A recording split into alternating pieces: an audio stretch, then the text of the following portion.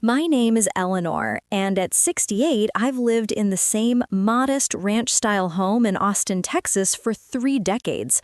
The paint's peeling a bit and the porch creaks, but it's home, filled with memories of raising my daughter Sarah after my husband passed when she was just 10. Now, my days revolve around her family, Sarah, her husband Tom, and my two grandchildren, Lily, 7, and Ben, 5.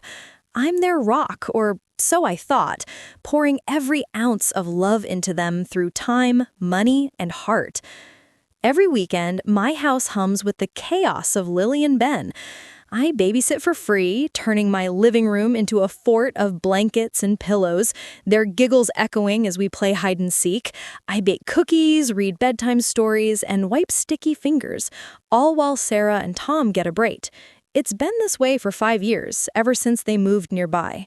But it's not just time. I've been their financial safety net too. Each month, I send $200 for school supplies, backpacks, crayons, those glittery folders Lily loves. Another $300 goes to their car payments, keeping their minivan running for soccer practices and family outings I rarely join. That's $500 a month, $30,000 over 5 years, scraped from my late husband's pension and my savings as a retired nurse. I don't mind, or at least I didn't. I skipped my book club to save gas money, gave up painting classes to cover their field trip fees, and ate canned soup to stretch my budget. Once, I spent a whole Saturday helping Ben make a diorama for school, gluing tiny trees while he beamed with pride.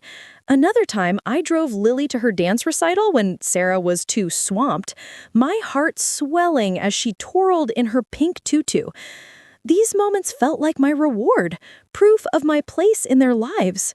But lately, a quiet fatigue has settled in my bones. I notice Sarah's quick "thanks, Mom" over the phone, no warmth behind it. Tom barely looks up when I drop off the kids. I keep giving, hoping for a hug, a real talk, something to show I'm more than their babysitter or bank. As my 68th birthday nears, I dream of a family dinner, maybe a card from Lily and Ben. But there's a nagging ache, a whisper that I'm pouring love into a bucket with holes, and I'm starting to wonder how much longer I can keep it up. Looking back, I see how my life became a tapestry woven with sacrifices for Sarah, my only daughter. When my husband died in a car accident, Sarah was just 10, her big brown eyes searching mine for answers I didn't have. I was 33, a young widow and nurse in Austin, working night shifts to keep us afloat. I raised her alone, stitching together a life from love and grit, tucking her in with stories, cheering at her school plays, saving pennies for her college fund. Now, at 68, I've poured that same devotion into Sarah's family, maybe too much, trying to hold on to her love. For 5 years, I've been their anchor. I've spent nearly $25,000, a sum that stings when I tally it. There was the $1,200 for Lily and Ben's school uniforms, crisp polos and khakis, because Sarah said their budget was tight. I funded their zoo trips, $300 each summer, watching from afar as they posted photos I wasn't in. I bought their minivan's new tires, $800, when Tom shrugged off the expense. To afford it, I ate rice and beans for weeks, my pantry bare, while theirs brimmed with snacks I'd paid for. My retirement savings dwindled, but I told myself it was worth it to see Lily's smile, Ben's clumsy hugs. Yet the gratitude I craved was thin. Sarah's "thanks, Mom" came rushed, through texts or quick calls, her voice distracted. Tom dodged my gaze when I handed over checks, muttering about busy schedules. Once, after I spent $500 on a family camping trip they took without inviting me, Sarah sent a one-line email, "Kids had fun, thanks." I'd linger by my phone hoping for a call just to chat, but it was always about the next need, school fees, car repairs. I kept giving, believing my role as their family rock meant everything. even as I felt the cracks forming in my own foundation, wondering if my love was just a blank check to them. As my 68th birthday approached, a flicker of excitement warmed my heart. Living alone in my Austin home, I dreamed of a family celebration. Lily and Ben's laughter filling my dining room, Sarah's smile, maybe even Tom's rare grin. I pictured us gathered around my old oak table, candles flickering on a cake, snapping photos I'd frame on my mantle. For weeks, I planned quietly, my anticipation a quiet rebellion against the fatigue of endless giving. I splurged $150 on a new dress, emerald green, soft cotton, perfect for twirling with my grandkids.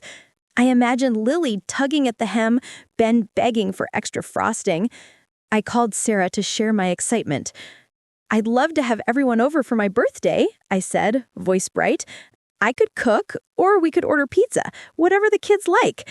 Sarah's reply was vague, her tone distracted. "Oh, we're planning a big party, Mom, don't worry." My heart leapt. Maybe they were surprising me.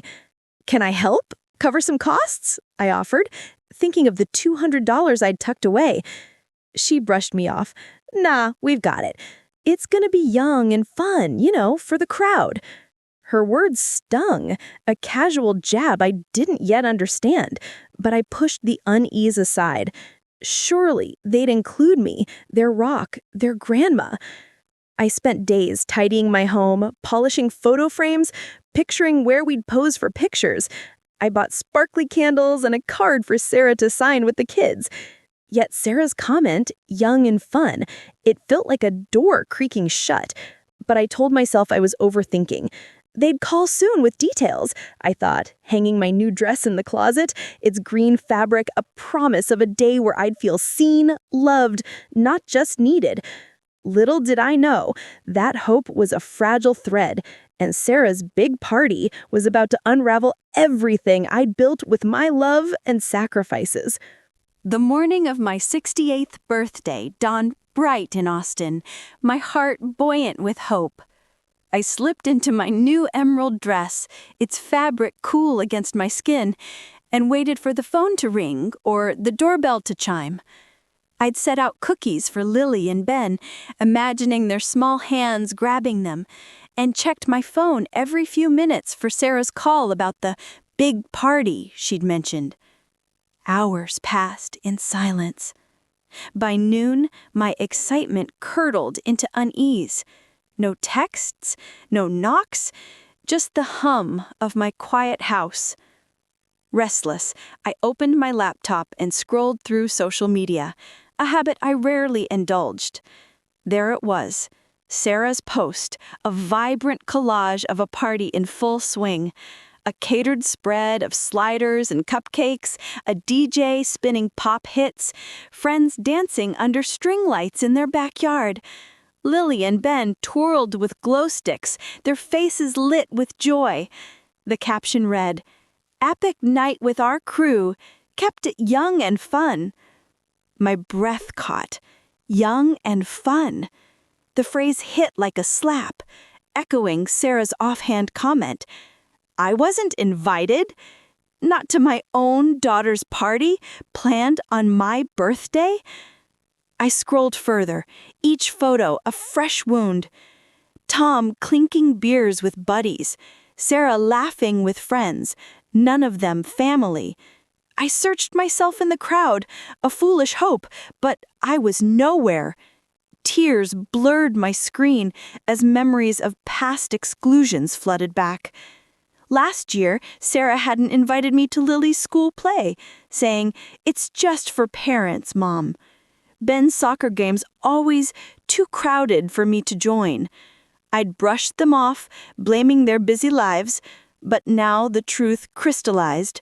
I was their babysitter, their bank, not their family. Heartbroken, I sat on my couch, the dress I'd bought for celebration now mocking me. 5 years of sacrifices, $30,000 on school supplies, car payments, endless weekends, flashed before me. I'd given everything, thinking it secured my place in their hearts. but they'd taken my money, my time, and left me out of their joy. The realization burned. I was taken for granted, my love reduced to a convenience. As the sun set on my birthday, I stared at the uneaten cookies, my resolve hardening. Something had to change, and it would start with me. The day after my 68th birthday, the sting of exclusion still burned. I sat in my Austin kitchen, the uneaten cookies from yesterday mocking me, and dialed Sarah's number. My hands trembled, but my voice was steady. "Sarah, why wasn't I invited to the party?" I asked, hoping for remorse, an apology, anything to soften the hurt. Her laugh crackled through the phone, light and dismissive. "Mom, it was no big deal, just a fun thing for our friends. You wouldn't have liked it, too loud." Her words cut deeper than the photos I'd seen, reducing my absence to a trivial choice, as if I were an afterthought in my own daughter's life. I pressed on, voice shaking now. "It was my birthday, Sarah. I waited all day thinking you'd come by." She sighed, impatient. "We were busy, Mom. You know how it is with kids." No apology, no warmth, just excuses. I ended the call, my chest tight with betrayal. For years, I'd been their lifeline. $30,000 in school supplies, car payments, free babysitting every weekend. I'd given up painting, friends, even new shoes to keep them afloat, and yet I wasn't worth an invitation? In the quiet of my living room, I pulled out a notepad and calculated my sacrifices. 5 years of $200 monthly for backpacks, books, and uniforms, $12,000. Another $300 monthly for their minivan, $18,000. Countless hours watching Lily and Ben, my love poured into fort building and bedtime stories, all unpaid. The total stared back at me. $30,000, plus my time, my heart. I thought it tied me to them, but it had only made me invisible. A wave of guilt hit. Lily's giggle, Den's hugs. Would I lose them by pulling back? But self-respect stirred, a voice I'd silenced too long. I was more than their bank, their babysitter. I deserved better. With a heavy but resolute heart, I decided no more aid, no more checks, no more weekends on call. The choice felt like cutting a lifeline, both empowering and achingly sad. I looked at my emerald dress, still hanging unworn, and whispered to myself, enough. For the first time in years, I chose me, unsure if I was ready for what came next. A month after my 68th birthday, I was sipping coffee in my Austin kitchen, savoring the quiet of a morning not spent babysitting. The doorbell jolted me. Through the window, I saw Sarah and Tom, their minivan parked crookedly in my driveway. No call, no text, just them, unannounced.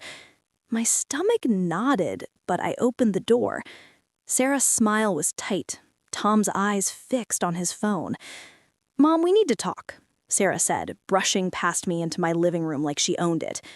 "You promised to help with our Disney trip. We booked it and we need the money now. $2,000. I blinked, stunned by their audacity. "Promised? When?" I asked, my voice calm but edged. Sarah waved a hand, dismissive. "You always help out, Mom. It's for the kids. Lily's obsessed with Mickey." Tom finally looked up, nodding. "Yeah, you don't want them disappointed, right?" Not a word about my birthday, the party they threw without me, the hurt they'd caused. They stood there, entitled, as if my wallet was theirs to open, my pain irrelevant. I took a deep breath, the words I'd rehearsed for weeks rising. "I only spoil special family members," I said, my voice steady, cutting through the air. Sarah's face froze. Tom's jaw tightened. "What's that supposed to mean?" Sarah snapped. "You're acting weird, Mom." I held my ground. "I wasn't special enough for your party, so why should I fund your vacation?" Silence hung heavy. Sarah's eyes narrowed, Tom muttered something, and they stormed out, slamming the door. The minivan screeched away, leaving me shaken, but resolute. By evening, my phone buzzed with texts from cousins and aunts. "Sarah says you're having mood swings," one read. "Are you okay?" another asked, laced with concern. Whispers of retaliation had begun. Sarah was calling relatives, painting me as unstable, erratic, maybe even losing it. I overheard a neighbor mention Tom's complaints about my sudden stinginess. Their words stung, but they also clarified something. They weren't just ungrateful, they were desperate. My money had been their lifeline, and now that I'd cut it off, they were scrambling, ready to tarnish my name to get it back. As I locked my door that night, I knew this was far from over, and their next move would test me like never before. Weeks after I cut off Sarah and Tom, the whispers started creeping through my Austin community like weeds. Relatives I hadn't spoken to in months called, voices dripping with worry. "Sarah says you're forgetting things, Eleanor. Are you okay?" My neighbor, Mrs. Jenkins, asked if I was feeling confused after Tom told her I was isolating myself. The word dementia floated in their hushed tones, a lie spun to paint me as frail, unstable. Sarah had weaponized my decision to stop funding their lives, twisting my strength into a symptom of decline. Each call chipped away at my confidence, leaving me feeling like a stranger in my own life. Then Sarah showed up alone, her face a mask of concern so convincing it almost fooled me. "Mom, we're worried about you," she said, sitting too close on my couch, her hand patting mine like I was a child. "You're not yourself, pulling away, acting paranoid. Maybe assisted living would be safer." Her eyes flicked to my desk where I kept my bank statements, hinting at her real target, my $50,000 inheritance from my late husband. The suggestion stung, my own daughter eyeing my savings while pretending to care. I saw through her act, but the betrayal left me hollow, alone, wondering if I'd lost my family for good. Desperate for connection, I joined a senior center near downtown. There, I met Betty, a retired teacher with a warm laugh and sharp wit. Over coffee and card games, I poured out my story. The birthday exclusion, the rumors, Sarah's fake tears. Betty listened, nodding, her own tale of a greedy sibling mirroring mine. "You're not alone, Eleanor," she said, introducing me to others who'd faced family betrayal. Their stories of sons demanding money, daughters scheming for inheritances, bolstered me. I wasn't crazy, I was targeted. With Betty's encouragement, I started gardening again, my hands in the soil grounding me. The senior center became my sanctuary, its members my new family, giving me strength to face the growing storms Sarah and Tom were brewing, their lies tightening like a noose around my independence. The rumors of my supposed dementia left me rattled, but the senior center in Austin became my lifeline. Over a game of bridge, I spilled my heart to Betty and our new friends, Maria, a feisty widow, and Clara, a former librarian. Their eyes widened as I recounted Sarah and Tom's betrayal, the birthday party I wasn't invited to, the $30,000 I'd poured into their lives, and now their whispers questioning my sanity. Betty slammed her cards down. "That's elder abuse, Eleanor. You need a lawyer."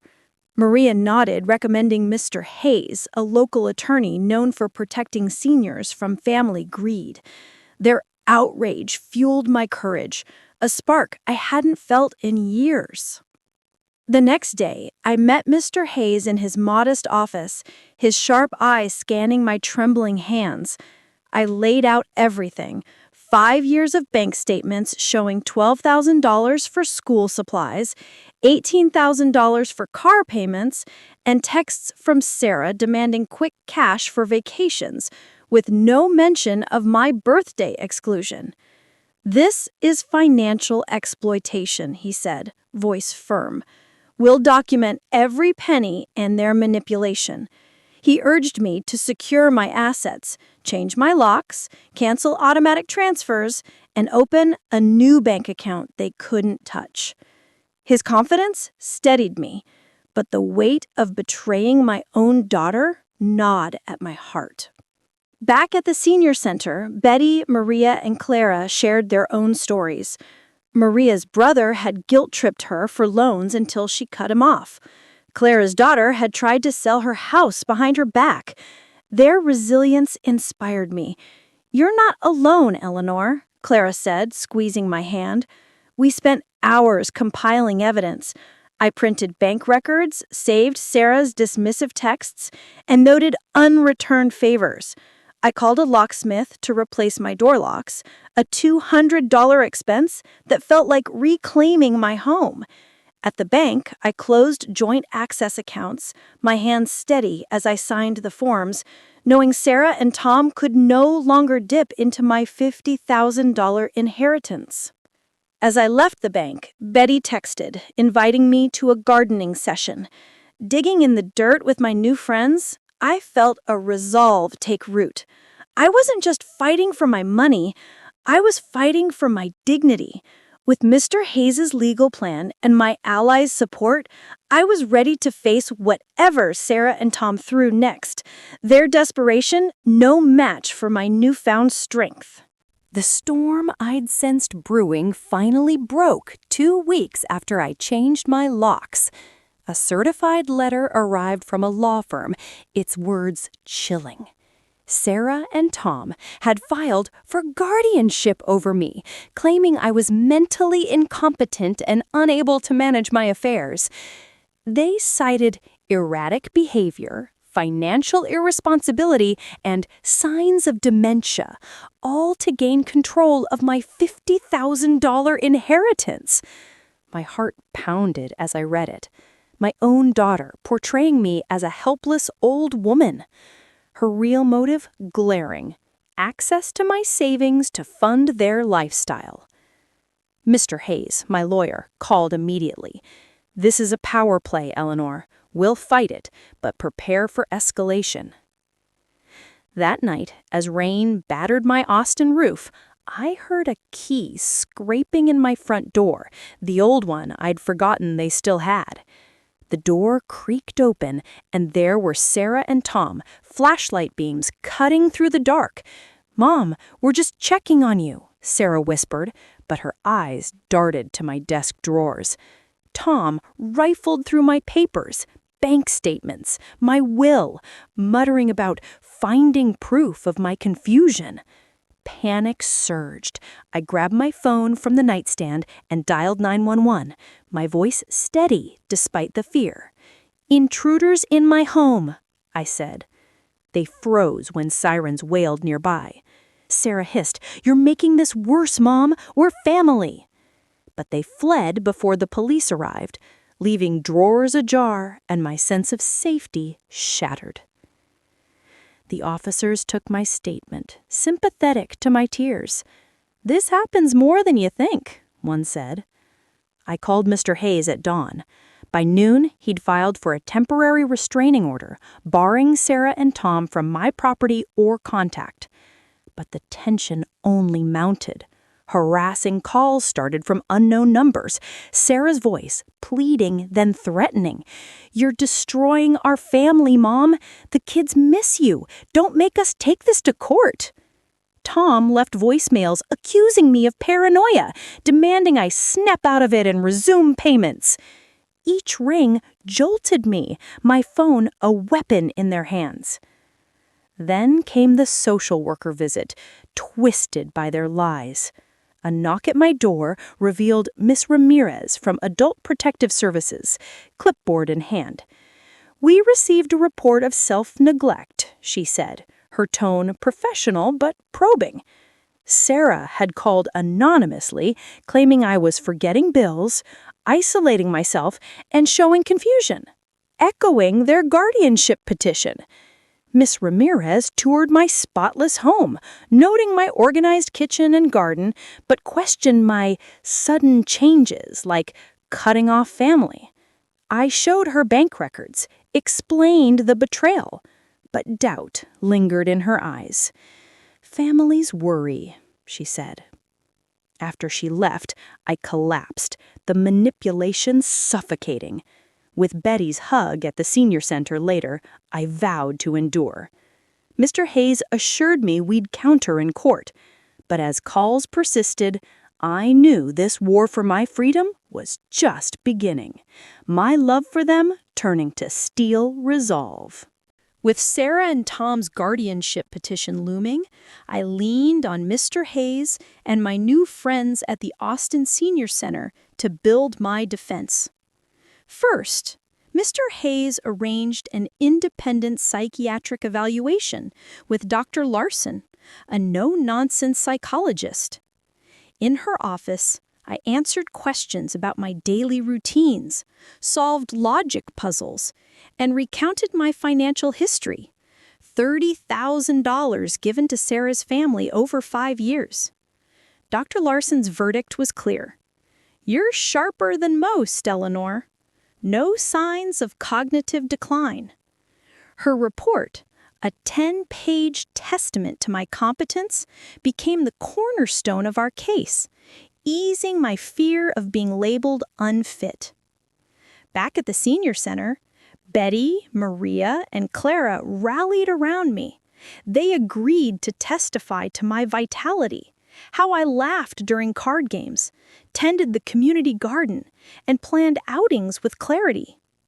Mr. Hayes dug deeper, uncovering Sarah and Tom's financial mess.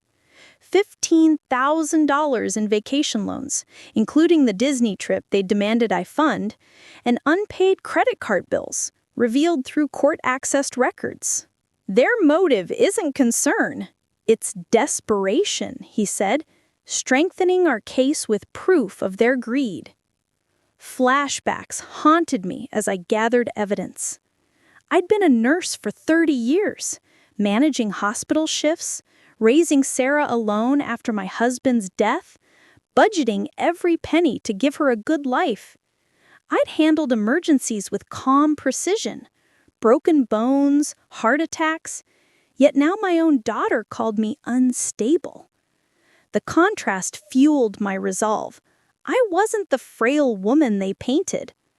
I sifted through bank statements, highlighting every $200 school supply payment, every $300 car check, and saved texts like Sarah's curt, "Need $500 for trip. Thanks." Each document was a brick in my defense, proving their exploitation. At the Senior Center's therapy group, I shared my pain, the birthday exclusion, the break-in. The counselor, Jane, guided me to see my worth beyond giving. "You're not their bank, Eleanor," she said. I started gardening again, planting roses with Betty, the soil soothing my soul. Each bloom felt like defiance, a reclaiming of the hobbies I'd abandoned for Sarah's demands. My friends' stories of cutting off manipulative relatives bolstered me. With their affidavits, Dr. Larson's report, and Mr. Hayes's evidence, I felt ready for court. The fear lingered, but my emotional growth, rooted in therapy and new bonds, gave me strength to fight for my dignity. No longer just a grandmother, but a woman reclaiming her life. The courtroom in Austin felt like a battlefield, its wooden benches and stern air amplifying my nerves. At 68, I stood tall in my black suit, facing Sarah and Tom across the aisle, their faces set in calculated concern.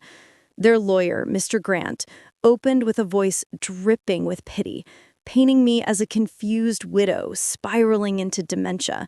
He presented manipulated evidence, a neighbor's affidavit claiming I'd forgotten conversations, a forged letter alleging unpaid bills, and Sarah's tearful claim I'd become hostile after years of generosity. Each word twisted my resolve into paranoia, my independence into instability, all to seize my $50,000 inheritance. Mr. Hayes, my lawyer, countered with precision. He submitted Dr. Larson's psychiatric report, confirming my sharp mental state, and bank records detailing $30,000 funneled to Sarah and Tom, $12,000 for school supplies, $18,000 for car payments.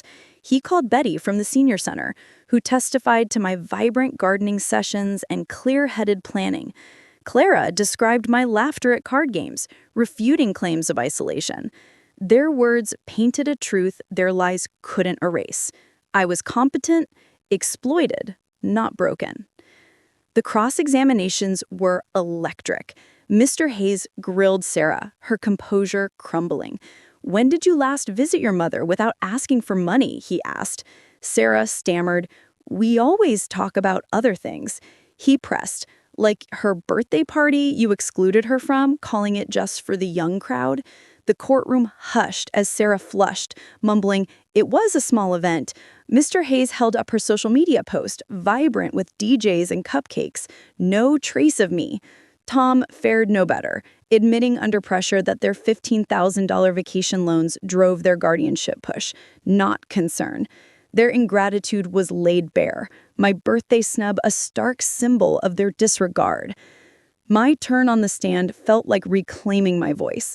I recounted the break-in, their demands for Disney funds, the rumors they spread. I gave them everything, $30,000, my weekends, my heart. I repaid them with exclusion. Mr. Grant's cross-examination tried to trip me, but I answered with clarity, my nursing career's precision shining through. Judge Harper deliberated for an agonizing hour before ruling. Mrs. Eleanor is fully competent. The evidence suggests financial exploitation, not concern. Guardianship is denied. I recommend Adult Protective Services investigate potential abuse charges against the plaintiffs. Relief flooded me as Sarah's face fell, Tom's eyes darting away. I had won, not just the case, but my dignity. As we left, their lawyers' murmurs faded, and I stood taller, my freedom secured, their greed exposed in the stark light of justice.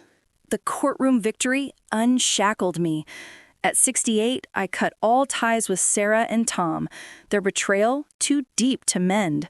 My $50,000 inheritance, once their target, became my wings. I sold my Austin home, its memories tainted, and bought a sleek RV, hitting the road for a cross-country adventure. I visited Yellowstone's geysers, Yosemite's granite cliffs, and the Grand Canyon's vast embrace, each vista a new memory etched in freedom. My days were filled with sketching landscapes and chatting with fellow travelers, no longer tethered to babysitting or bank transfers. Reflecting under starlit skies, I learned a hard truth. I'd mistaken bought affection for love. For years, I'd poured $30,000 into Sarah's family, thinking it secured their hearts, but it only made them their ATM. Self-love, I realized, was worth more than their hollow gratitude. At the senior center, I'd found true connection with Betty, Maria, and Clara, friends who valued me, not my wallet.